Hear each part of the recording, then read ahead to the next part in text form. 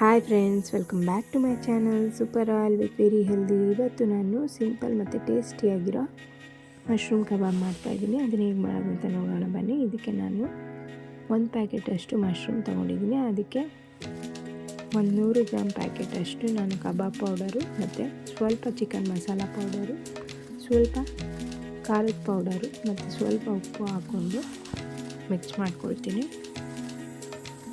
ಇದಕ್ಕೆ ಮಿಕ್ಸ್ ಮಾಡಬೇಕಾದ್ರೆ ನೀರು ಆ್ಯಡ್ ಮಾಡಬಾರ್ದು, ಅದ್ರ ಬದಲು ನಾನು ಮೊಸರು ಆ್ಯಡ್ ಮಾಡಿಕೊಂಡು ಮಿಕ್ಸ್ ಮಾಡ್ಕೊಳ್ತಾ ಇದ್ದೀನಿ.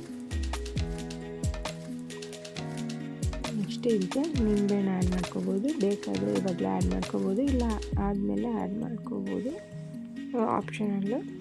ಇದೆಲ್ಲ ಆದಮೇಲೆ ನೀಟಾಗಿ ಮಿಕ್ಸ್ ಮಾಡಿಕೊಂಡು 10 ಮಿನಿಟ್ಸ್ ಬಿಟ್ಟು ನೋಡಿ ಇದೆಲ್ಲ ಚೆನ್ನಾಗಿ ಮ್ಯಾರಿನೇಟ್ ಆಗಿರುತ್ತೆ. ಈ ಟೈಮಲ್ಲಿ ನಾನು ಇದಕ್ಕೆ ಕೊತ್ತಂಬರಿ ಸೊಪ್ಪನ್ನು ಆ್ಯಡ್ ಮಾಡಿಕೊಂಡು ಇನ್ನೂ ಒಂದು ರೌಂಡ್ ಮಿಕ್ಸ್ ಮಾಡಿಕೊಂಡು, ನಾನು ಇಲ್ಲೇ ಆಲ್ರೆಡಿ ಕಾಯಕ್ಕಿಟ್ಟಿದ್ದೆ, ಮೀಡಿಯಮ್ ಫ್ಲೇಮಲ್ಲಿ ಕಾಯ್ದಿದೆ. ಇದಕ್ಕೆ ನಾನು 1 ಬೈ 1 ಆ್ಯಡ್ ಮಾಡಿಕೊಂಡು ಮೀಡಿಯಮ್ ಫ್ಲೇಮಲ್ಲೇ ಫ್ರೈ ಮಾಡಬೇಕು. ನೋಡಿ ಈ ಥರ ಮೀಡಿಯಮ್ ಫ್ಲೇಮಲ್ಲೇ ಫ್ರೈ ಆದರೆ ಮಶ್ರೂಮಿಂದ ಮಾಡಿರೋ ಸಿಂಪಲ್ ಮತ್ತು ಟೇಸ್ಟಿಯಾಗಿರೋ ಮಶ್ರೂಮ್ ಕಬಾಬ್ ರೆಡಿ ಆಗುತ್ತೆ.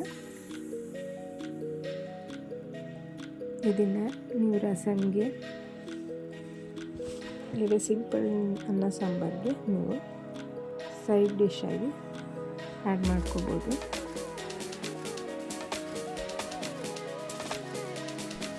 ಈ ರೆಸಿಪಿನ ನೀವು ಒಂದ್ಸಲ ಮನೆಯಲ್ಲಿ ಟ್ರೈ ಮಾಡಿ, ಹೇಗೆ ಬಂತು ಅಂತಿದ್ರೆ ಕಮೆಂಟ್ ಸೆಕ್ಷನಲ್ಲಿ ಒಂದು ಕಮೆಂಟ್ ಮಾಡಿ. ಇಷ್ಟ ಆದರೆ ಮತ್ತೆ ಲೈಕ್ ಮಾಡಿ, ಸಬ್ಸ್ಕ್ರೈಬ್ ಮಾಡಿ, ಹೀಗೆ ಸಪೋರ್ಟ್ ಮಾಡ್ತಾಯಿರಿ.